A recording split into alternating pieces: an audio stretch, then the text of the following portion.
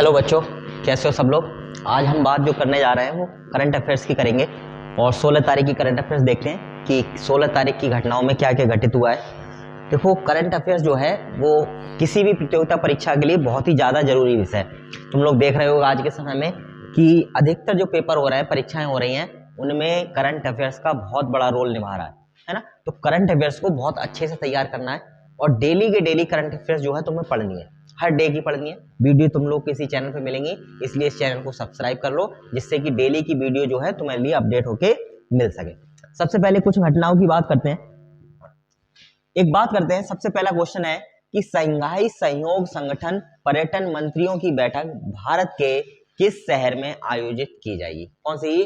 Shanghai सहयोग संगठन पर्यटन मंत्रियों की बैठक किस शहर में आयोजित की जाएगी। तो सबसे पहले हम लोग जानते हैं कि ये जो बैठक की बात है हमारे यहाँ क्यों आयोजित की जा रही है।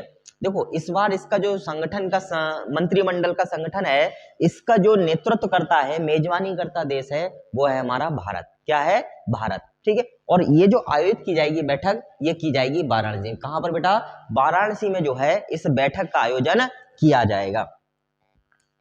अब वाराणसी की बात करें, इसको हम सब लोग जानते हैं काशी विश्वनाथ की नगरी के रूप में, है ना। किसके नाम से? काशी विश्वनाथ की नगरी के रूप से। और शुरुआत में काशी की राजधानी क्या हुआ करती थी? वाराणसी हुआ करती थी। जिस समय में महाजनपद काल चल रहा था, उस समय जो वाराणसी थी, काशी थी, उसकी राजधानी क्या थी? वाराणसी हुआ करती थी। फिर हम लोग धीरे धीरे उसको काशी या वाराणसी के रूप में जानने लगे उस क्षेत्र के लिए। ठीक है। तो इस बार भारत क्या कर रहा है? भारत शंघाई सहयोग संगठन की क्या कर रहा है? अध्यक्षता कर रहा है। तो ये भी प्रश्न आ सकता है कि इस बार शंघाई सहयोग संगठन की अध्यक्षता किस देश के द्वारा की गई। तो ध्यान रखोगे कि इसकी अध्यक्षता जो है वो किसके द्वारा की गई है? भारत के द्वारा की गई है। कब कब होगी? ये 14 और 15 मार्च 2023 के लिए। कब के लिए? 14 और 15 मार्च 2023 के लिए आयोजित की जाएगी। इसकी जो स्थापना है, यानी एससीओ शंघाई शंघाई सहयोग संगठन, इसकी जो स्थापना है वो वर्ष 2001 में की गई थी। कब की गई थी? वर्ष 2001 में की गई थी। और कहां पर की गई थी भैया? चीन में की गई थी। इसका मुख्यालय कहां है? इसका मुख्यालय है बीजिंग में। कहां पर है मुख्यालय बेटा? इसका मुख्यालय है बीजिंग में। अगली बात की ओर बढ़ते हैं।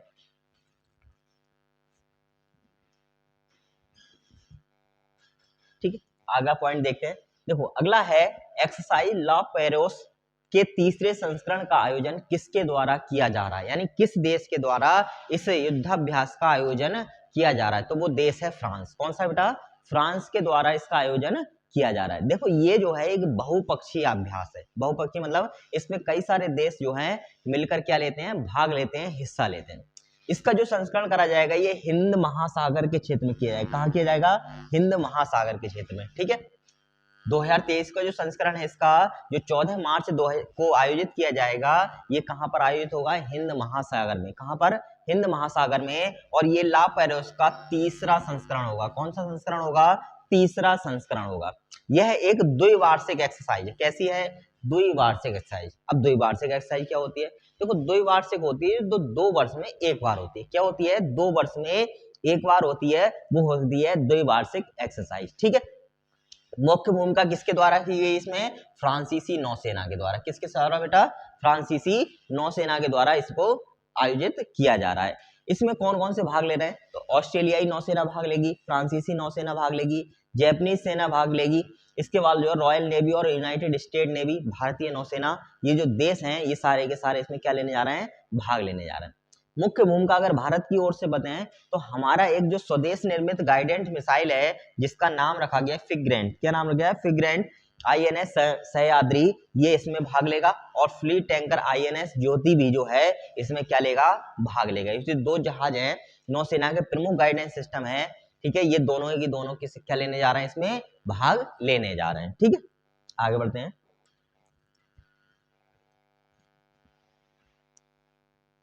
देखो, अगला है फरवरी महीने के लिए men's player of the month. कौन सा? Men's player of the month का अवार्ड किसके द्वारा जीता गया है? तो वो है हैरी ब्रूक। कौन है बेटा? Harry Brook. ठीक है। देखो, आईसीसी ने फरवरी महीने के लिए प्लेयर ऑफ द मंथ, कौन सा अवार्ड बेटा? प्लेयर ऑफ द मंथ की घोषणा कर दी है ना। और इस घोषणा की बात की जाए तो इसके इंग्लैंड के युवा क्रिकेटर है एक हैरी ब्रूक। तो प्रश्न आ सकता है कि हैरी ब्रूक जिन्होंने हाल ही में ये अवार्ड जीता है वो किस देश के हैं, तो ध्यान रखो किस देश के हैं, इंग्लैंड के। कौन से देश के बेटा, इंग्लैंड के।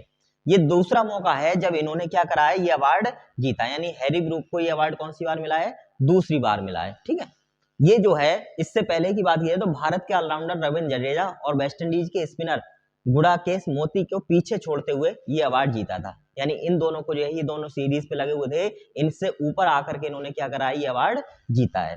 पिछले महीने ये अवार्ड जो मिला था ये अपने यहाँ के यानी भारत के युवा क्रिकेटर शुभमन गिल को मिला था। किसको मिला था, शुभमन गिल को मिला था। तो ध्यान रखोगे इससे पीछे किसको मिला था, शुभमन गिल को ये अवार्ड प्राप्त हुआ था। आगे बढ़ते हैं। अगला क्वेश्चन है कि भारत ने अनुसंधान के क्षेत्र में सहयोग के लिए किस देश के साथ सहयोग ज्ञापन पर हस्ताक्षर किया है। तो ज्ञापन क्या होता है, एक समझौता होता है। क्या होता है, एक समझौता होता है जो दो देश के मंत्रियों के बीच में, या कह सकते हैं दो देश की सरकारों के बीच में किया जाता है।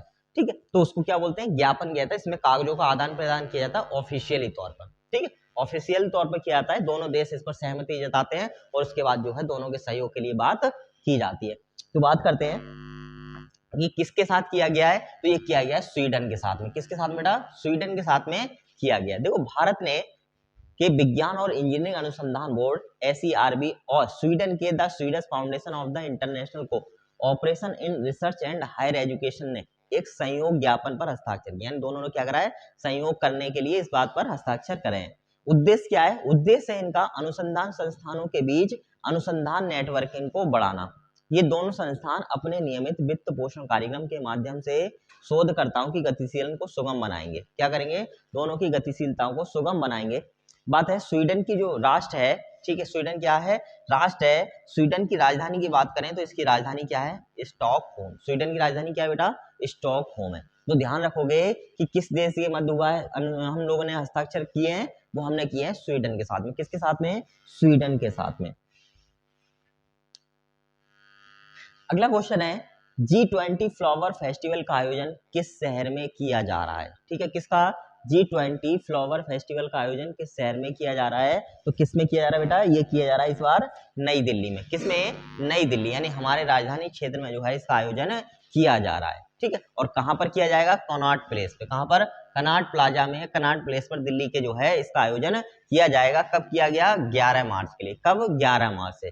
ठीक है, इसका उद्देश्य क्या है, उद्देश्य यही है कि दोनों देशों के बीच जो विविधता है, यानी कि जो कह सकते हैं कि जो फ्लावर फेस्टिवल है, जो देश की पर्यावरण को लेकर जो विविधता है उसको दिखाना। ठीक, केंद्रीय पर्यावरण मंत्री भूपेंद्र यादव ने, किसने, भूपेंद्र यादव ने सेंट्रल पार्क में आयोजित हो रहे इस महोत्सव का उद्घाटन किया। तो ध्यान रखोगे कि G20 फ्लावर का जो समिट है या जो आयोजन किया जा रहा है उसका उद्घाटन किसके द्वारा किया गया है, भूपेंद्र यादव के द्वारा इसका उद्घाटन किया गया है। ठीक है, अच्छा, किसके द्वारा आयोजित किया जा रहा है, तो ये नई दिल्ली के नगर पालिका परिषद द्वारा। किसके द्वारा, नई दिल्ली की नगर पालिका परिषद द्वारा इसका आयोजन किया जा रहा है। कौन कौन से देश भाग लेना है इसमें, देखो नीदरलैंड है, जापान है, सिंगापुर है और इसके अलावा और बहुत सारे देश हैं जो क्या कर रहे हैं, इसमें अपनी भागीदारी निभा रहे हैं।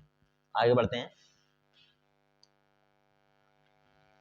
अगला है भारतीय सार्वजनिक क्षेत्र के उपक्रम सतलुज नदी विद्युत निगम का स्वतंत्र निदेशक किसे नियुक्त किया गया है। तो किसे नियुक्त किया गया है, ये नियुक्त किया गया है शशिकांत जगन्नाथ वानी के लिए। किसके लिए, शशिनाथ जगन्नाथ वानी के लिए। अब ये कौन है, ठीक है, सबसे पहले जानते हैं विद्युत मंत्रालय ने क्या करा है, शशिकांत जगन्नाथ वानी को भारतीय सार्वजनिक क्षेत्र के उपक्रम, यानी ये कैसा उपक्रम है, भारत के सार्वजनिक क्षेत्र का उपक्रम है सतलुज जल विद्युत निगम। क्या नाम इसका, सतलुज जल विद्युत निगम। इसका महानिदेशक क्या करा है, नियुक्त किया गया है। ठीक है, इसकी नियुक्ति कब की होती है, 3 साल के लिए। कितने साल के लिए, 3 साल के लिए की जाती है, या जब तक अगला आदेश नहीं आता है तब तक के लिए की जाती है। ठीक है, तो जो सतलुज जल विद्युत निगम है, ये कैसी परियोजना है, ये भारत की एक सार्वजनिक परियोजना है, सरकारी क्षेत्र की परियोजना है और इसकी जो स्थापना की वो 1988 में की, 1988 में क्या की गई, इसकी स्थापना की गई। काम क्या है, काम है पन बिजली का उत्पादन। क्या है, पन बिजली का उत्पादन और उसका वितरण करना। ठीक है, आगे बढ़ते हैं। अगले है फरवरी महीने के लिए ICC women's player of the month का अवार्ड जीतने वाले एशल गार्डल किस देश की खिलाड़ी हैं। ठीक है, किस देश की खिलाड़ी हैं, तो बेटा ध्यान रखोगे ये कौन सी देश की खिलाड़ी हैं, ये हैं ऑस्ट्रेलिया की। किसकी हैं, ऑस्ट्रेलिया की खिलाड़ी हैं। ठीक है, देखो फरवरी महीने का women's player of the month Australia की स्टार खिलाड़ी एशले गार्डन ने जीता है। किसने जीता है? एशले गार्डन ने जीता है। ठीक है, अब बात करते हैं, इसमें दो खिलाड़ी थे। एक खिलाड़ियों में सबसे पहले एक थी दक्षिण अफ्रीका की, ठीक है, दक्षिण अफ्रीका की, जिनका नाम था लॉरा बोलवाइड्स, और दूसरी इंग्लैंड की ऑलराउंडर नेट सब्सक्राइब ब्रंट को जो है इन्होंने पीछे छोड़ा, और इन दोनों को पीछे छोड़ते हुए कहां पहुंच गई हैं? सबसे नंबर 1 पर पहुंच गई हैं। ठीक है, और इसकी बात करी जाए तो ये किसके लिए जीता गया? जनवरी 2023 में जीता गया है। कब? जनवरी 2023 के लिए जीता गया है। आगे बढ़ते हैं। ठीक,